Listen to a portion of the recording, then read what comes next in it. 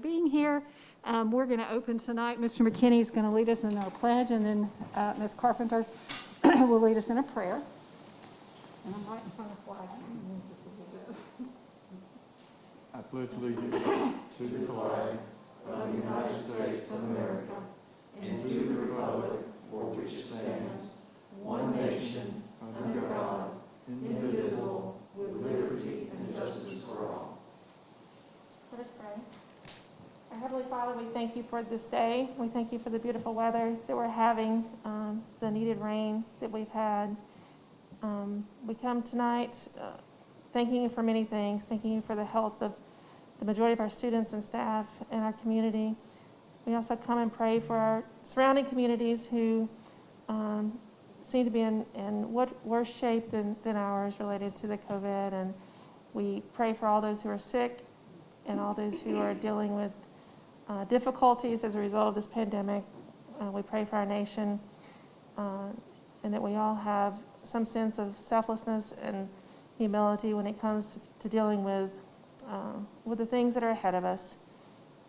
And again, we thank you for our students and staff and administration and all that they're doing to ensure the safety of everyone here. All these things we ask in our name. Amen. Amen.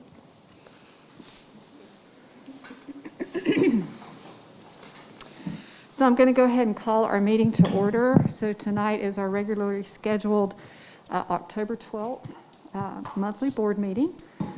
Mr. Sale. The agenda is probably in good shape except for one thing. Section F, under discussion, we're going to strike, if it would be all right with you, and talk about that the next time we get together. I think that we do need to look at scheduling some board member training, and I'm looking at late November, early December for that, so that we can get whoever's elected trained quickly. Plus, there's also some conversation that the board needs to have about Title IX. If you recall, several weeks ago when we were downstairs, Chris Campbell recommended that we adopt some Title IX policies. I think there were 6 or 7 of those, and we really hadn't had a chance to read them. And we've been so busy with other things that I just kind of let that sit off to the side for a little while. But I went to a superintendent's meeting last week, I believe it was, and Tommy has been involved in some pretty extensive Title IX training. And the changes are pretty significant. So I think that the board needs to understand what those changes are. There are some decisions that you need to make in those policies about how we're going to handle some things, and our administration needs to be there during that training as well. It's a more extensive process than it's ever been before. And so we're going to move that forward. I just want to explain to you all of the reasoning for that, okay? And in its place, for Section F, I'd like to spend just a few minutes talking about some of the data that I put in front of you about reading, where we are right now as a district, and I'll explain the reasoning for that at that point. Tommy, do we have any additional personnel tonight? I think that everything else is on the agenda at that point. That's the only addition or change I have. So, do we have to approve on that? We have, yeah, you have Yeah, to approve yeah. that. So I need a motion to approve the agenda as amended, as stated by Mr. Sale. Make that motion. Second. Any further discussion? All in favor? Now, Ms. Carpenter, when she came in this evening, came in with a light heart and a happy demeanor because she thought she's going to get to see kids tonight. I know. And then she realized that we're not doing that right Still now. not doing that. But instead, I brought some people who could be considered kids To all of us. because they're so much younger than Mr. McKinney. No, I'm just playing. They're younger than me. And these are some of our new teachers. And Ms. Burns, you asked, I believe, last year Absolutely, yes. that we bring our new teachers in so that you could meet them that way. If you see them in the grocery store and they speak to you, you know who. So we're going to start right back there with that young man. And if you're not careful, you'll confuse him with someone else who used to work in the school system. Okay? So come on up to the podium and introduce yourself. And just for 30 seconds. Take your mask off, just so that they can see your whole beautiful face. I just came from wrestling practice. I apologize. That's okay. Who you are, where you work, what you do. 10 seconds of background. I can do that. My name's Mike Dehart. I just moved here from Ohio, and I'm teaching 6th grade math at the middle school and coaching with the wrestling team. And I taught 23 years in Ohio, math, and then gym and health. And both my kids now live down here in North Carolina. That's where my wife and I moved. My son is a Duke graduate and lives down here, and my daughter lives in Asheville now. So had to come down and be near my children. So, and that's kind of about it. 2 kids, 2 dogs. 2 kids and 2 dogs. 2 kids, 2 dogs. Have you been yelling today? Yes, they made me run practice. No, okay. So- Not at the students, but at the team, right? At the team. So, Very but no, everything's going great. Everybody's been wonderful. I'm having a great time here. Appreciate everything everybody's done. I've walked in his class several times, and the kids are always engaged. Always has a smile on his face. Welcome. Always nice to be around. Glad to have you. We appreciate that. Pleasure. I won't hold that Duke graduate against you. I got 2 WFU grads. I go through that at the middle. They're all NC grads over there. Yeah. So I know. I hear it. But Thank you. didn't know there was any D-Harts down here when I moved either. Yeah. I married And- one. Really? Yeah. And then I drove by the cemetery. Yep. Now I know where we all go when we pass. My wife's still living, though. Thank you. Thank you so much. This young lady has been with us for a while, but we haven't had a chance to introduce you to her, and we'll give you a little bit more explanation about how she's helping us out.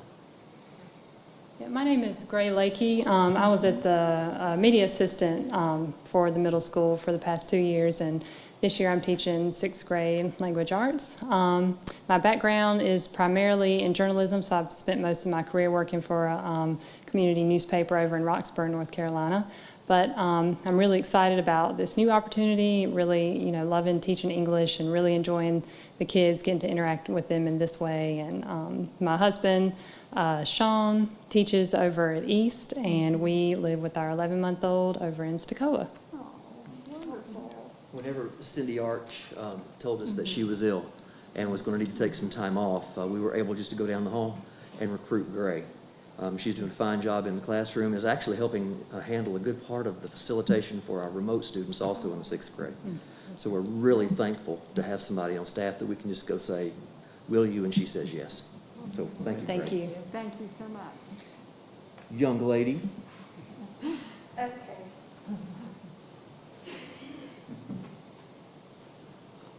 Okay, so I'm Emily Alexander. I teach 1st grade at East, and I just graduated about a year ago. So I graduated last December, actually, but I early released and was able to start teaching in November in my current classroom. And I interned at East as well with Christy Anthony in kindergarten. So, yeah. So one of the benefits of having teachers come in and work with us from Western is that we get to try them on, and they get to try us on. And this has been a great fit. Talk about a smile all the time, always, lots of energy, and we're just thrilled to have you in the classroom. Thank you. Thank you. Yes, ma'am.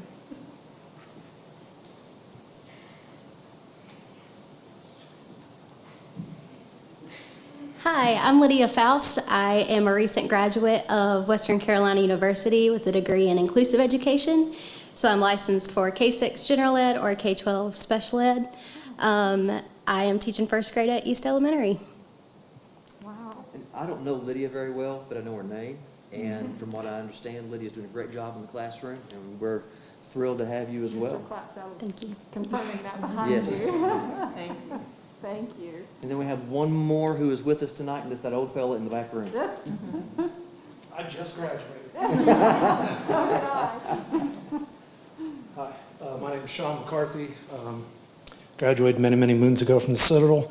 I'm at the high school. I'm teaching the career management class as well as the CompTIA IT fundamentals, and going to be helping out with the football team. I came from South Carolina.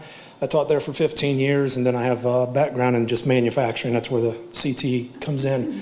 And so my wife and I are empty nesters, and we've moved to beautiful Bryson City, and very thankful to be working here. Replaced Brock Purcell. correct? And we were, whenever we had Brock at the high school working, he was just making all kinds of great inroads and work, just doing so many things for us, and we were afraid we wouldn't be able to find someone of that caliber, but we absolutely have. This fella is full of energy and is doing great things, and we're just thankful to have you on board, brother. Thank you. Yes. Appreciate it. Thank you. Thank you. Did I miss anybody else who was young? No, not you, Evan. We certainly appreciate each of you being here. And as you've already discovered, it's a small community. So if you see any of us out and about and we glaze over, just speak, you know. There's a whole lot more faculty than there are us. But we don't ever want to miss an opportunity to connect with somebody who's such a vital part of our system. And thank you for being here. Thank you for agreeing to become a part of our Swain family. And, you know, welcome to teaching in the world of a pandemic. Wow, who would have thought it, huh? So you all are welcome to stay for the rest of the meeting if you want to. But please know that we don't expect you to. So if you want to hit the back door, you can. Stick around if you want. Or stick around if you want. That's up to you. If y'all don't have anything else to do tonight. Thank you.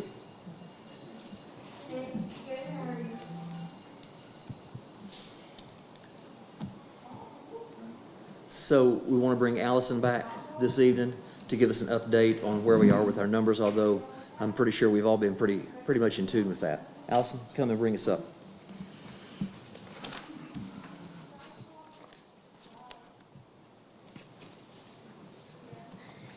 Good evening. I think everybody has the normal chart. We'll just skip on down to our local data. Swain County, today, 5,198 tests, 4,948 negative, 197 positive. We have 32 active cases, 3 deceased. Our overall positive rate is 3.9%. Case fatality is 1.5%. Looking down at the zip code for 28713, since the end of September, we've had 7 active cases. In the 28719 zip code, there have been 41 active cases. We have today, of the 32 active cases, 11 of them are new since last Thursday. 10 of the 11 are actually contacts of a positive.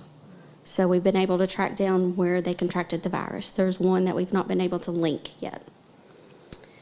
There are currently 1 active case in Swain County, or in the 28713. There are 31 active cases in 28719, is how that's broken down. For children, we did have a positive out of an elementary school. They live in another county. They're on a Monday, Tuesday, so there are no contacts with that. Their sibling is at home as well, so we're good on that end. Flipping over to the back.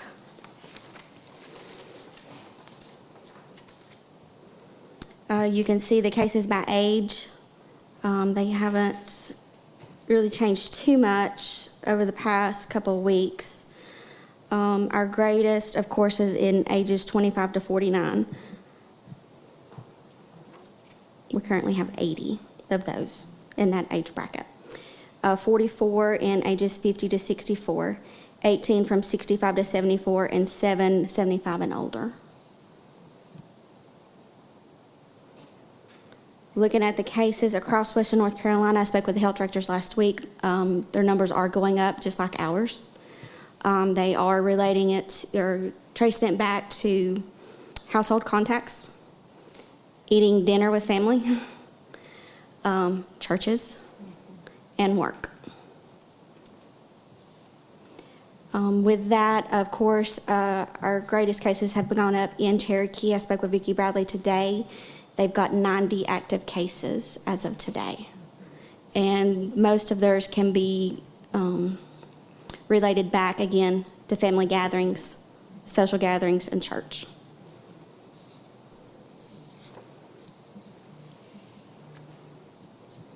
It's a little depressing, sorry. Questions?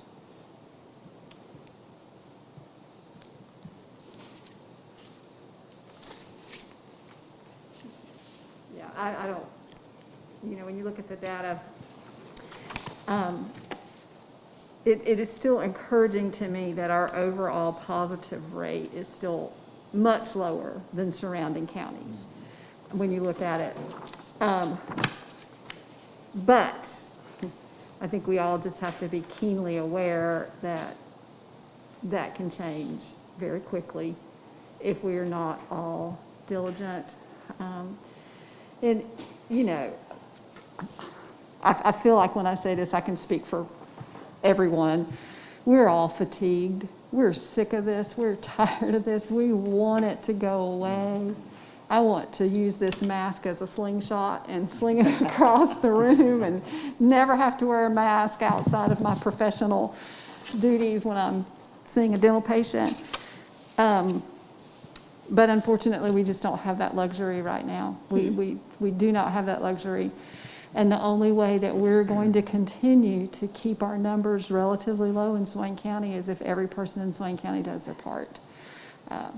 Yes, you have to remember to wash your hands, wait 6 feet apart, wear your mask, be diligent. Be diligent, yeah. And washing your hands not just once in the morning and once at night. Probably not. Multiple times throughout the day. So anyway, thank you, Allison. I know we can't say it enough how much we appreciate your input and your advice and your diligence and your staff's diligence to really stay on top of these things and reach out to community members and try to figure out the hows and the whys and the wheres, and hopefully we can learn from it each time. So thank you. Thank you.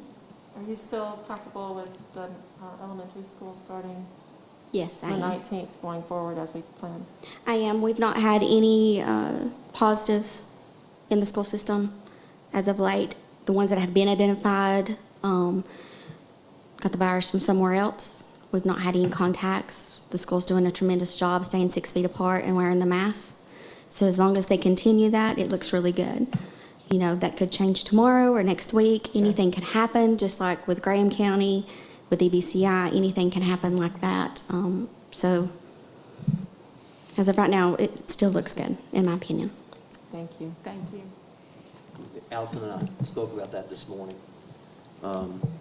And my principals are still comfortable and confident that we can social distance.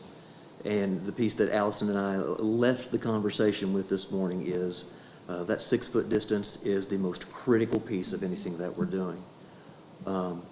I've been encouraged with the fact that even though we've seen numbers blooming around us, that they have not bloomed in our school system. We had our first impact from that today, but that family was very quick to respond to that.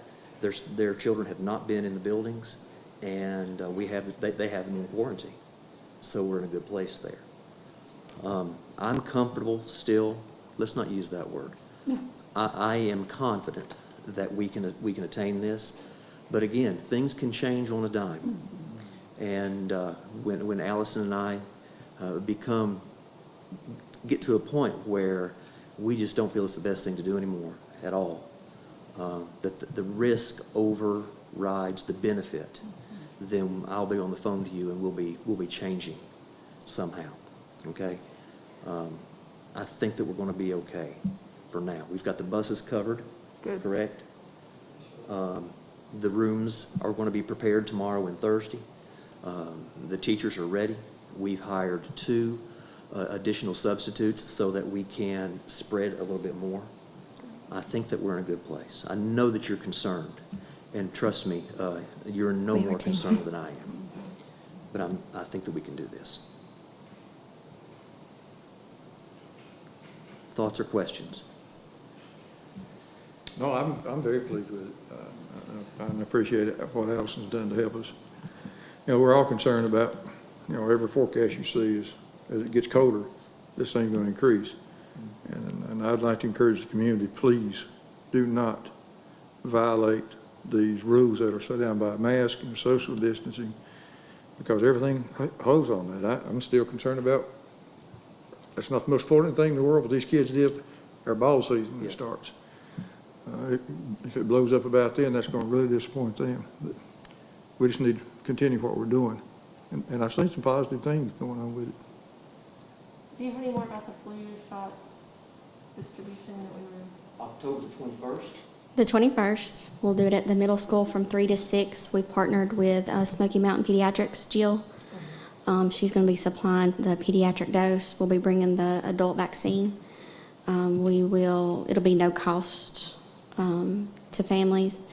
If they're on Medicaid, we have to record that number, or Medicare Part B for adults, but there'll be no charge after that.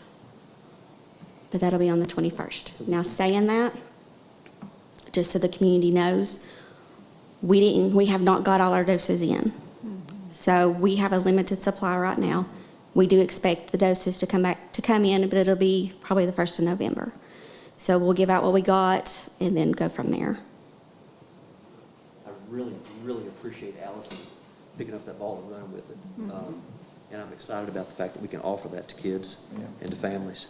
Yeah, that's a tremendous benefit to our community. And I think, you can read about anything on any site, but Danny and I were reading an article the other day where they're saying maybe, possibly, maybe by getting a flu vaccine, you might be amping up your immune system a little bit. We don't know that for sure, but what we know is it certainly won't hurt.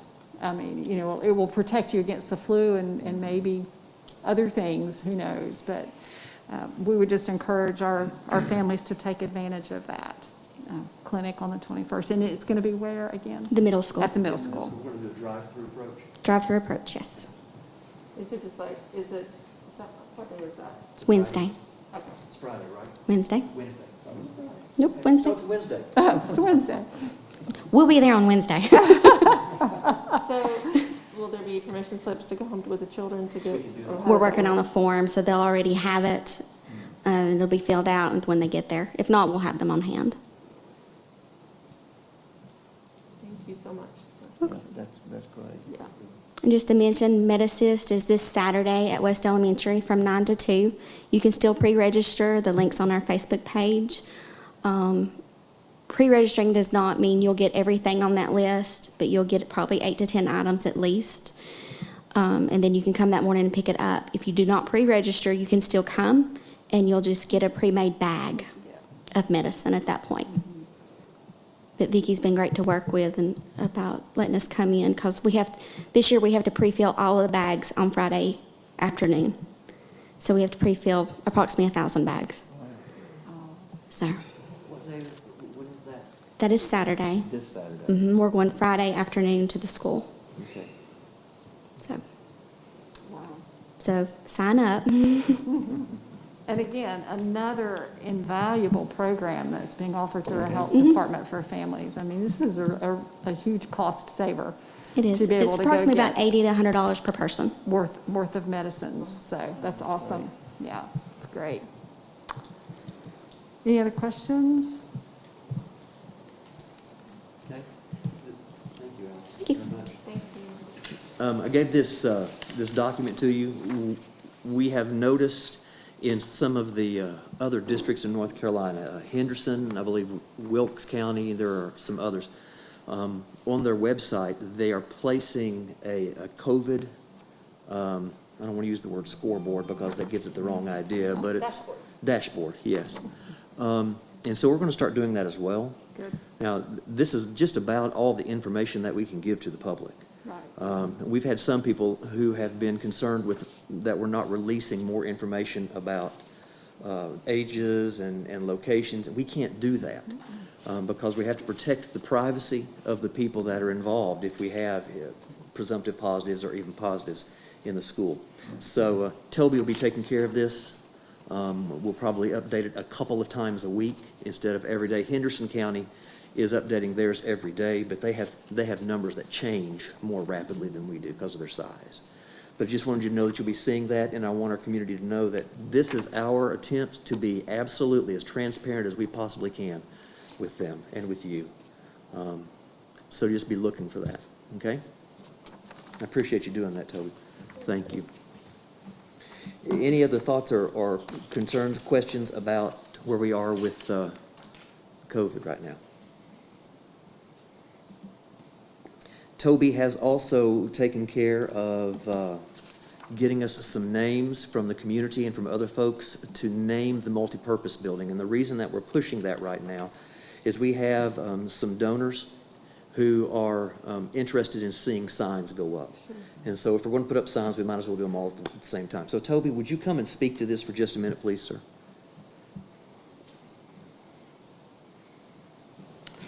And I'll be honest with you, it's just nice to talk about something else that's normal.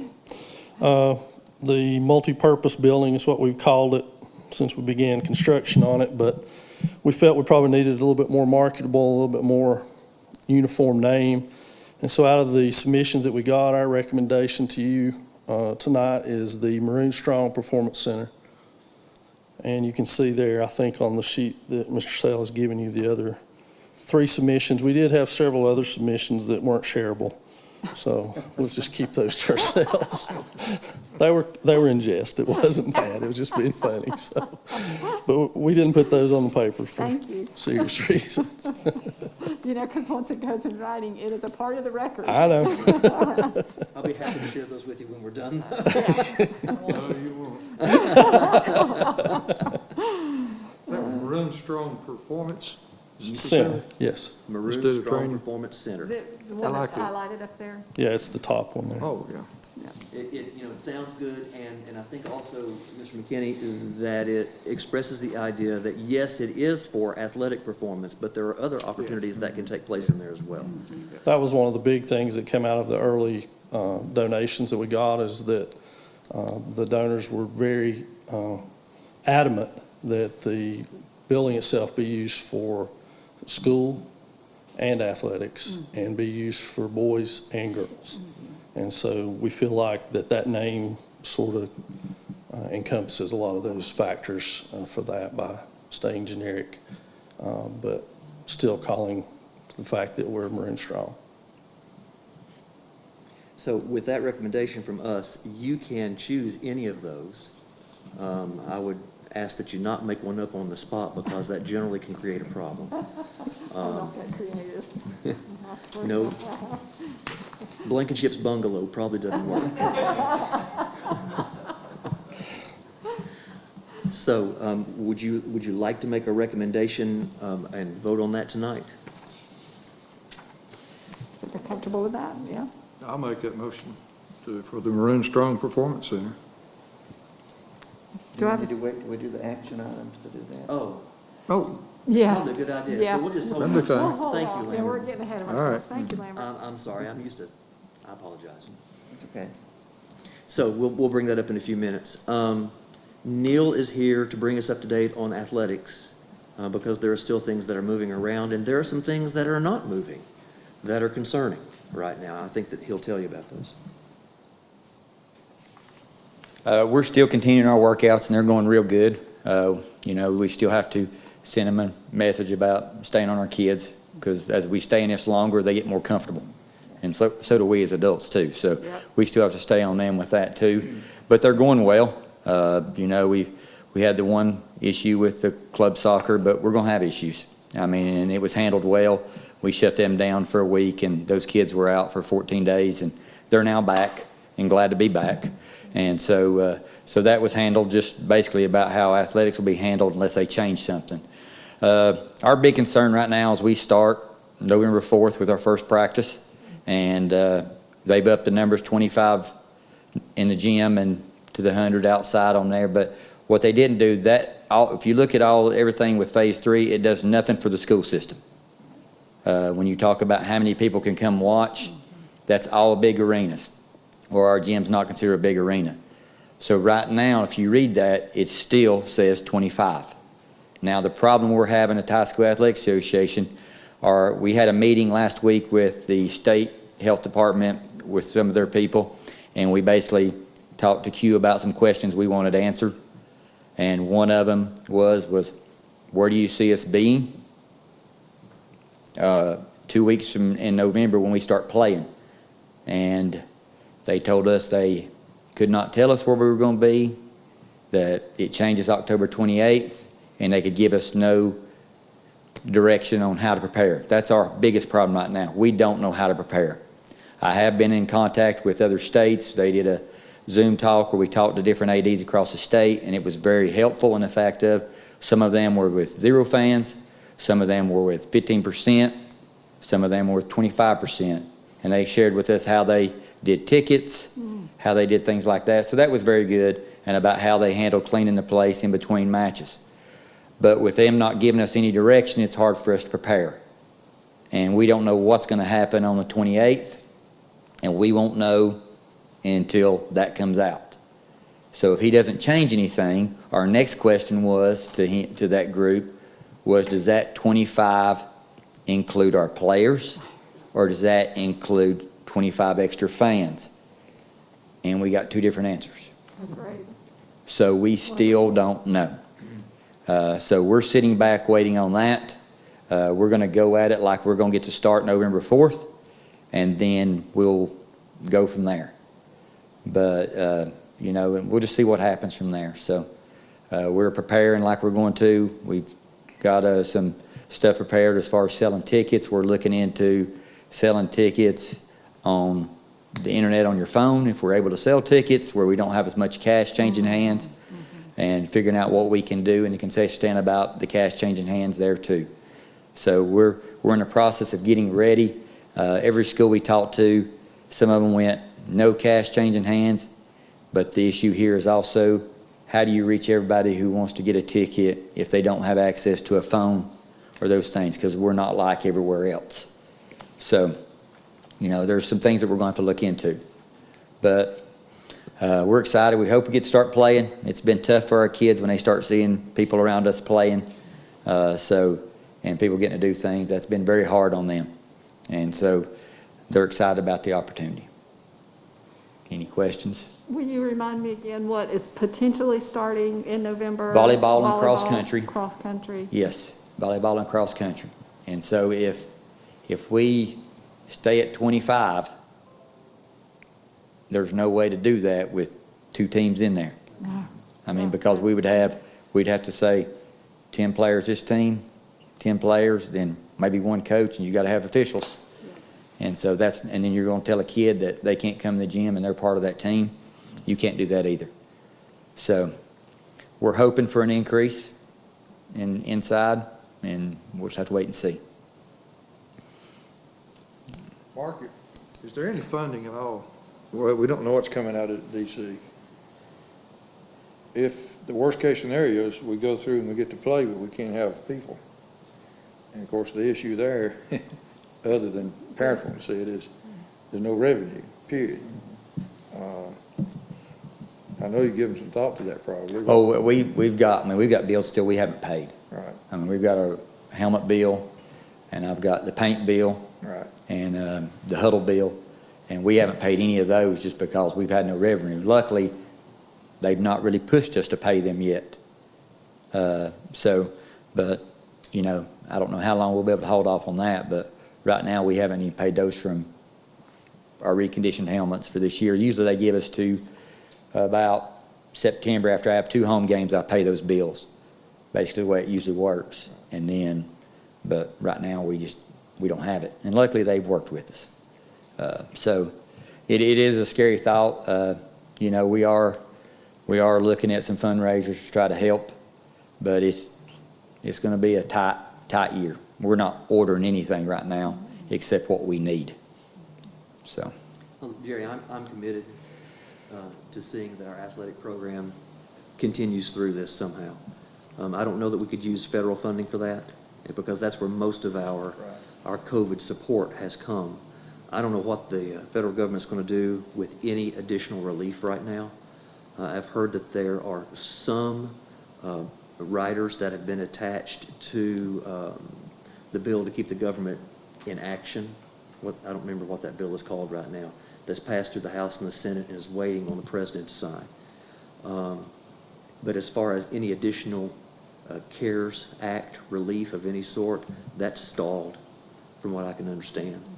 But we'll find a way, We may have to live on a shoestring budget for a while as far as athletics are concerned, but this is important to our kids.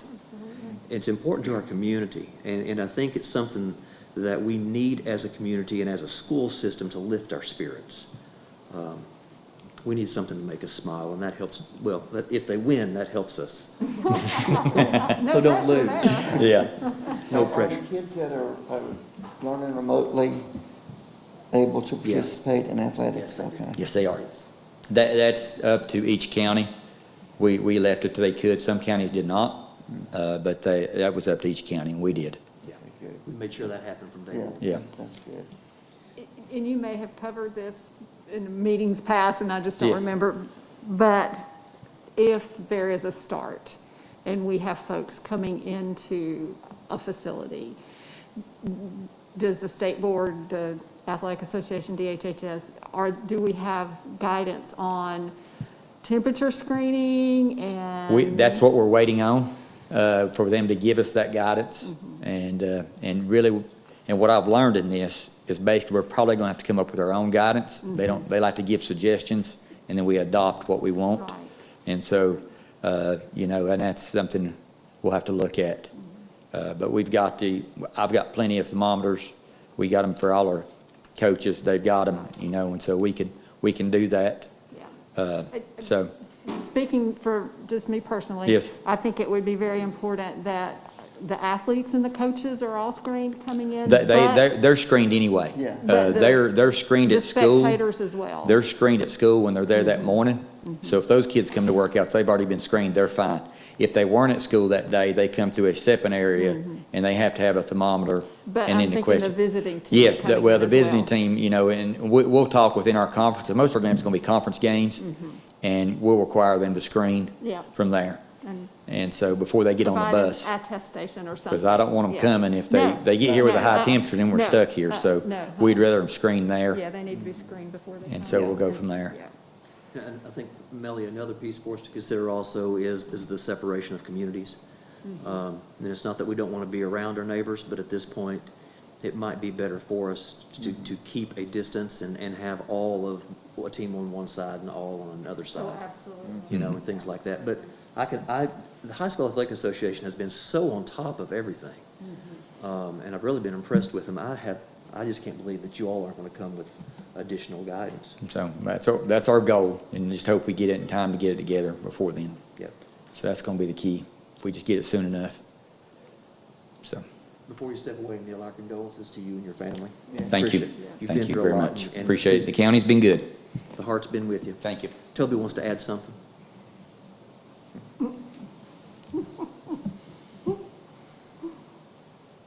It would be reticent on my part if I didn't at least say this to everyone tonight, that we actually have an ace in the hole to help Neil and our athletic program out that we've forgotten about, and that's the Maroon Devils Network. Joe and I have already been investigating ways in which we can bring our community every one of our home games at least, and charge some type of subscription or admission that would go back to athletics. It's not going to make up for gate revenue, but it's certainly going to help, and it will certainly be better than any other system in Western North Carolina can provide their students. So we already have it on our docket to carry all the home games of everything that we can possibly get to. Some of them are going to be difficult, and we'll have to do some major rearranging in Joe's schedule. And there's some added covets to YouTube now that allow us some flexibility on being able to charge for a subscription for an entire year's worth or whatever the case may be. Plus, we can ask for donations on there. We've done that before. The thing that we're going to need the most is for our community to champion that cause and understand just what it is that Mr. McKinney's saying about without that gate revenue, it's not possible to pay for officials. It's not possible to pay for uniforms. It's not possible to keep facilities up. So we can't do the things that help our children and our students the most a lot of times, which are some of these extracurricular activities that keep them involved in school. So I just wanted to say that to you, that we do have the ace in the hole. Joe and I have already formulated some plans. We're going to sit down with Neil and talk about what those plans look like and how we can make them work best for our community. But as we move forward, it would be very helpful on our part if all of us were on the same page with that and went out into the community and championed that it's important right now to, if you've got the money, to be able to help us out just a little bit. I know there's people who are hurting as bad as we are, probably worse. And we'll certainly try to work with them, especially if they're related to students who are playing. But on the flip side of that, we desperately need that money, as Neil's already alluded to. And the second item I wanted to pitch to you is that we've also already been on the activity bus situation.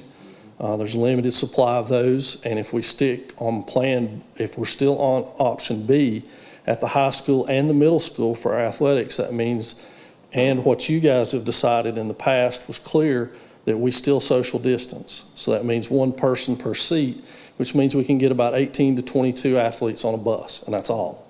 But we've looked at that. I've looked at the schedules. There are no huge overlaps of away games, so that's a plus for us. That means that we do have games scheduled at the same time, but we're either going to be able to move those to better accommodate our communities, or we will have one of those at home while the other one's away so that the bus issue will not be an issue.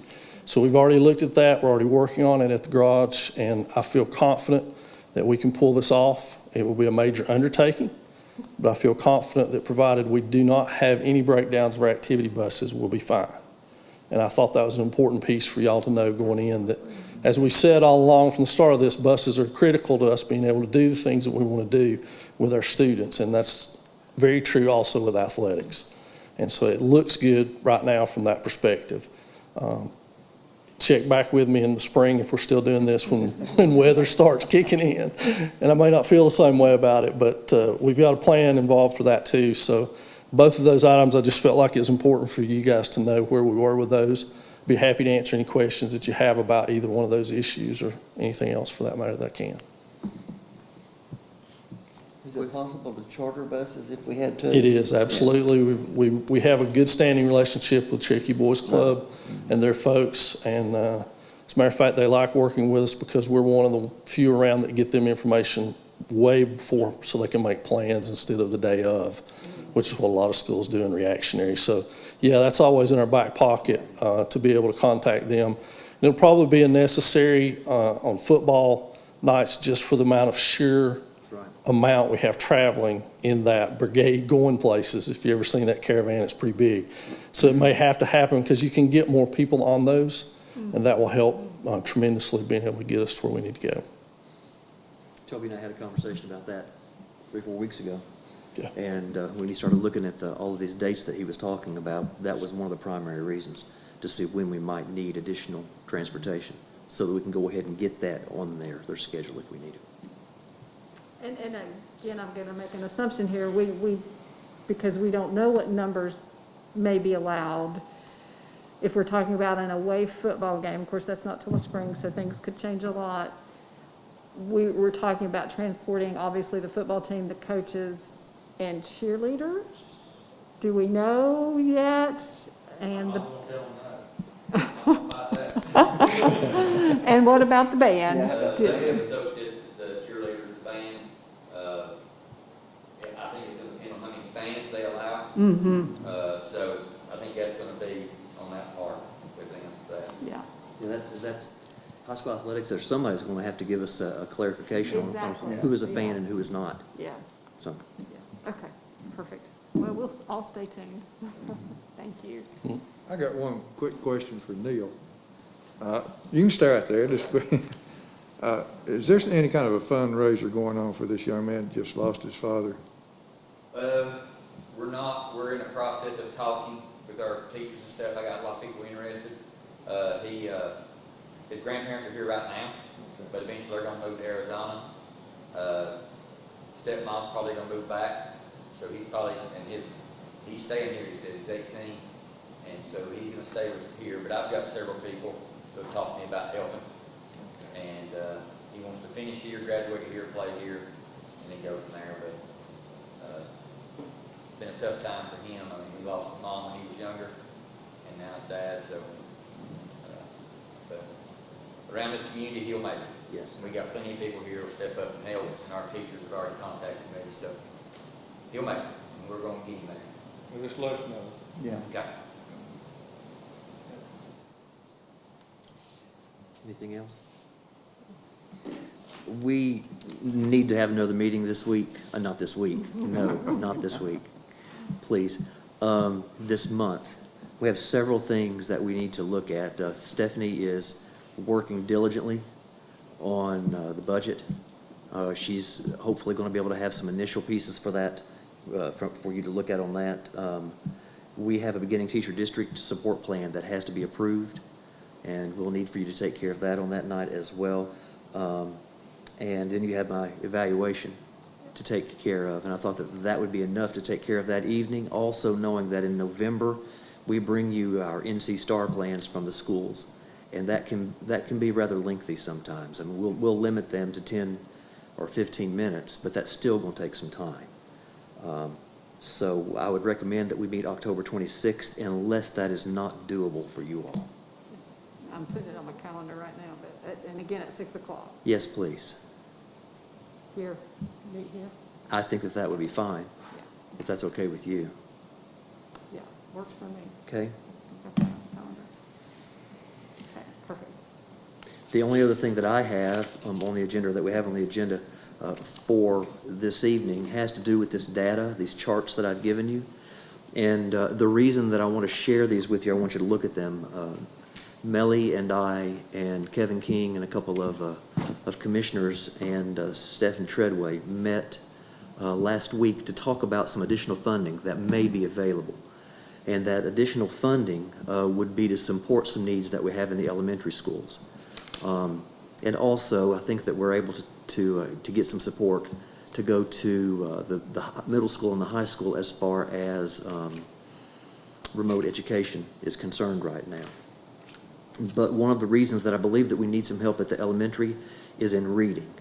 And if you'll look at the data that you have in front of you, that first slide there that says iStation is one of the state-allowed assessment tools to map reading skill in the elementary school.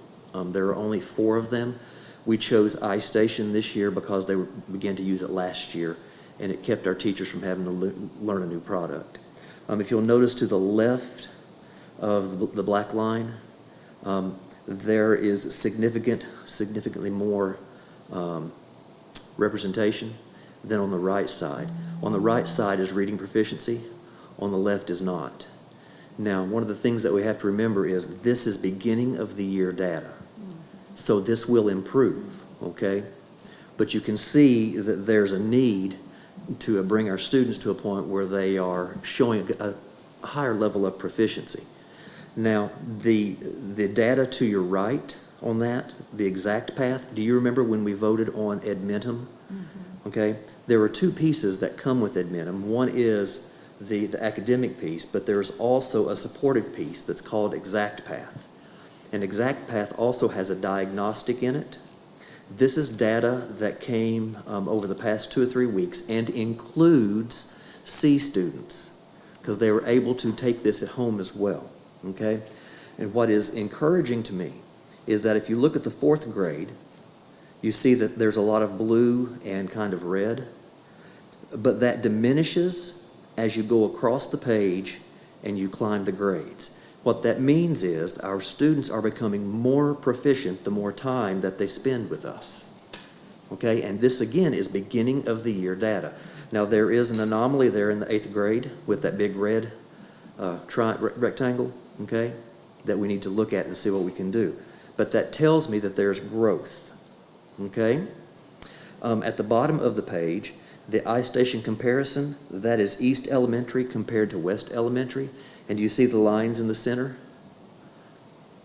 That's their level of performance compared. That's their Lexile number. They're almost identical.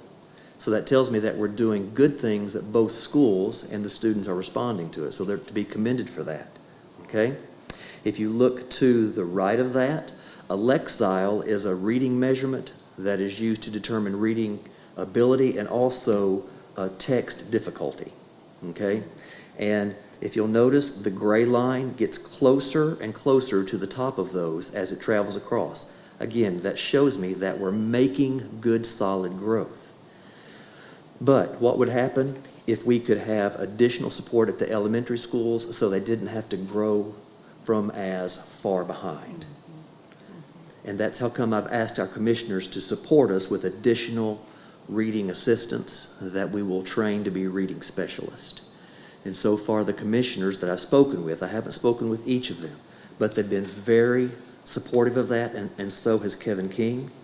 I'll be bringing this information to the commissioners next week as well, because Kevin has asked for me to speak to all of them. And if you could be there for that, you know, I would appreciate it. If you can't, I understand as well. Now, the second page are our ACT scores that came in from last year. And I know there's a lot of numbers on there, and it can be pretty confusing pretty quickly. But if you will look in that top table where it says 2019, 2020, and you'll see where it says percent and district, and there's a 62, right? You see that number? That's the percentage of the students at the high school that on the ACT test are not showing the proficiency that ACT believes that they need to have to be successful in college.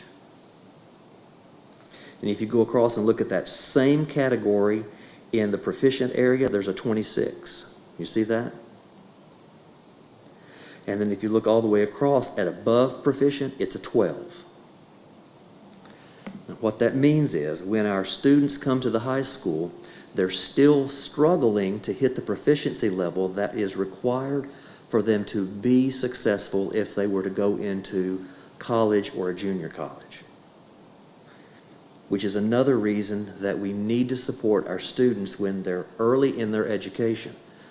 Because they're having to make, some of them are having to cover so much ground that by the time that they get to the high school, they haven't made up enough in order to be proficient at the level that's needed should they choose to go to college. Does that make sense to you? And I really believe the best place for us to put our emphasis is in the elementary so that they can get those first skills and then they can build on those as they go. Our teachers are showing that they have the ability and the knowledge to grow students. It's just that we're having to make up so much ground sometimes that it becomes extra hard. Does all of that make sense to you? And I know I just gave this to you. Do you see anything on there that draws a question? There's a lot of numbers on that page.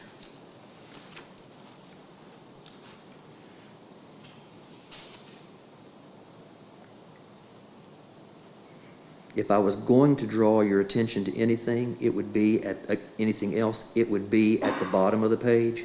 And if you'll notice in 2019, 2020, many of our scores are either right at the state average, very close, or even ahead in reading.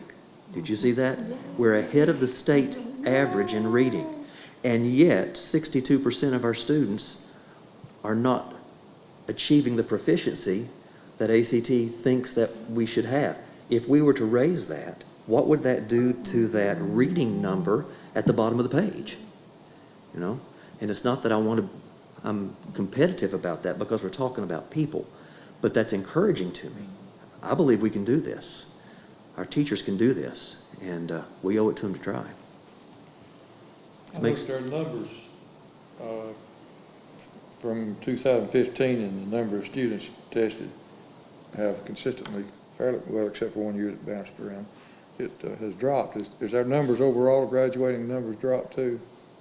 I don't have an answer for that. Do y'all have an answer for that? I noticed that, Jerry. I'm not sure why that those numbers have gone down, because I don't know that our numbers at the high school have diminished. And it could just be that there are less taking the test. I don't know. I can look into that and find out, though. Do you know, Allison?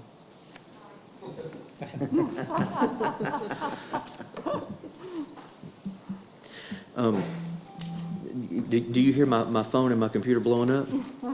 And the reason that that's happening is because Vicki Davis is sending me messages. And she said she wants everyone to understand there is a huge discrepancy between kids we get in kindergarten and those that go to the pre-K. Yeah, absolutely. And I knew that was true. I didn't have an opportunity to get with Cheryl Saavedra or Renee Peoples and to really pull those numbers out, tease them out, to see exactly what the difference is. I can have that, though, for you next time.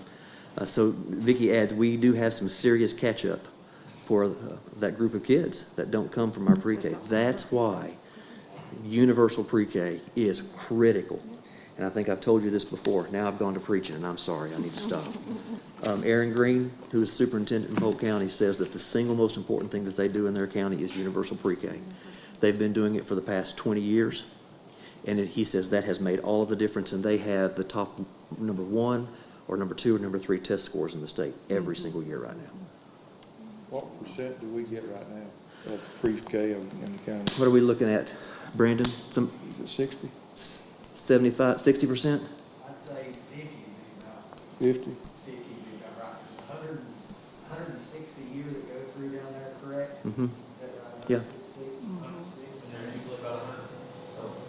That'll be 160, so I mean, yeah, it's a little over 50. By the time it's all said and done, a little over 50. We would need, Jerry, we would need probably 4 or 5 more classrooms and teachers. I notice there is a plan, I'm not going to go into the plan, to have universal pre-K and funding come out of the federal government tail. And I'm all I don't for know where it come that. from, I just, big time, I don't care. Whenever the funding comes, though, we're going to have to look at a building. Yeah. Yeah. We don't, we can't Yeah. be done. We're, we just can't be done with it. And it can't be done with what we have right now. And if we're going to do that, we might as well, go big or go home, Yeah. in my opinion. And at that point, we need to start thinking about a birth to career program in Swain County. And I've got that sitting on my desk. I'm ready to go. Okay? Any other thoughts or questions about that data? I just wanted to share that with you before I took it to the commissioners. Okay? All right. Those are all of the discussion items. Is there anything else that y'all think that I've missed or we've missed? We good? Okay. Do you feel like we need to go into closed session for anything?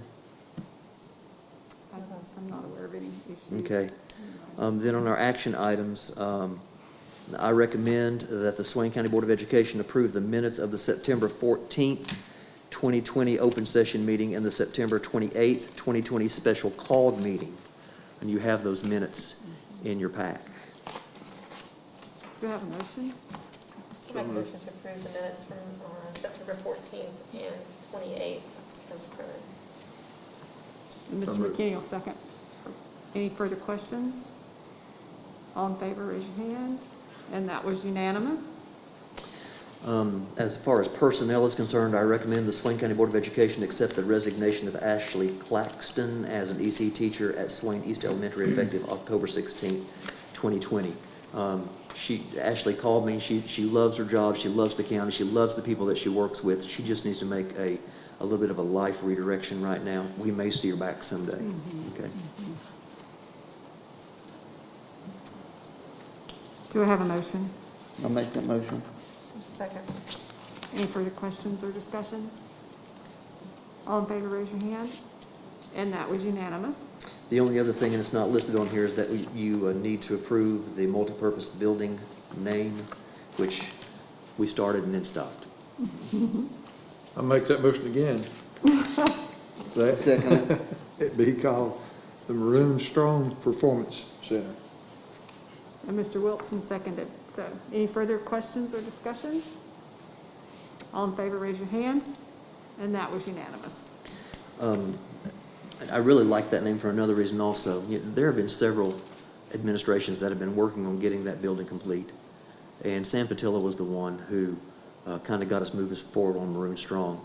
And it's not that I want to leave Bob Maher out, because he had a vision as well, but Sam had that process moving and then it got stopped. And that really throws back to the fact that Sam and Bob have been part of this. And so, kudos to all the administrations that have worked on this. It's just taken a while to get here. Yeah. That's all. So thanks to them. Probably have it, yeah. Okay. I believe, do we have any public comment? No public comment? All right, I think that that's all, other than those dates of importance that you see, and the regular November meeting is on November the 9th, okay? And that'll be the last meeting, unless we call another one. We're going to call meetings every day for the rest of the month. We're going to call one every week in the month of November. Do they, Stephanie, do they get paid by the meeting or the month? I'm just kidding, I'm just kidding. We're gonna change that for the new board member. Oh, okay.